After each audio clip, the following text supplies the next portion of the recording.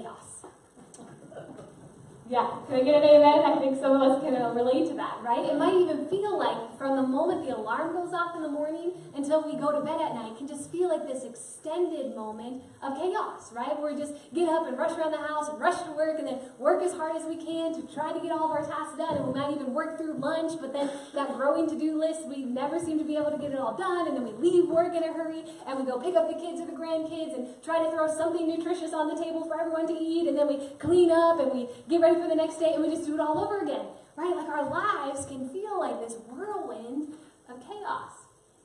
And I think sometimes, especially during the Christmas season, our lives can feel even more chaotic. As good and as peaceful as the Christmas season is supposed to be, it can be stressful at times, right? Because there's all those extra things to do. Like there's all those Christmas parties or Christmas concerts to attend, or all those Christmas presents to buy and wrap, or Christmas cards to send out, or decorations to put up. I'll give you a small example. This weekend, Chris and I decided we would go to get our Christmas tree. And so we had plans, we were going to go do this Friday night. Well, we both were like meeting with somebody in the afternoon, and it was a great time together, but that meeting went longer than we anticipated. So by the time we actually got to the tree place, we only had like an hour left before it was going to close, and we didn't really love the selection, and so I'm like stressing out because I'm like, no, we're not going to get our tree, when are we going to get our tree? And so then we're like, okay, we're going to have to do it Saturday, but Chris had a long meeting yesterday with church, and I knew that wasn't going to get over till 3 o'clock, and I was like, oh, we're not going to be able to get our tree, but thankfully it all worked out, and we were able to get our tree yesterday. But you can hear the stress in something as good as getting your Christmas tree can add to the chaos of our lives.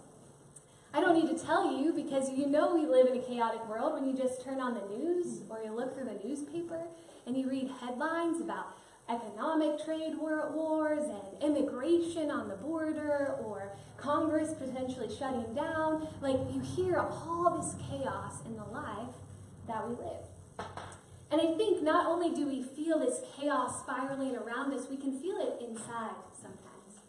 When we might take a brief moment to look at our hearts and examine our lives, and we might feel sick, or tired, or stressed, or sad, or frustrated. We might have just gotten a difficult health diagnosis, and we don't know what that's going to mean for us. We might have just gotten word that a loved one isn't expected to live past Christmas. Or we might have lost somebody very close to us, and this darkness and this chaos seems to invade our lives. And in moments like that, we don't know what to do, we don't know what to think, we don't know where to turn, and we can wonder, will there ever be any hope or light in my life ever again? Church, I don't need to tell you that you will experience dark and chaotic times in your life, because you know this to be true. In fact, God didn't promise that our lives would always be easy. In fact, God said that in this life you're going to face struggles. But God did promise that no matter what happens to us, no matter how dark or chaotic our lives get, God promises to be with us.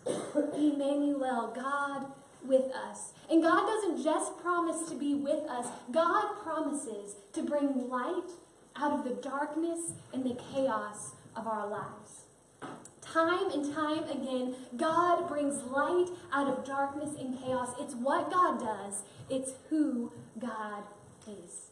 And so we're going to talk more about this promise this morning and the hope that we can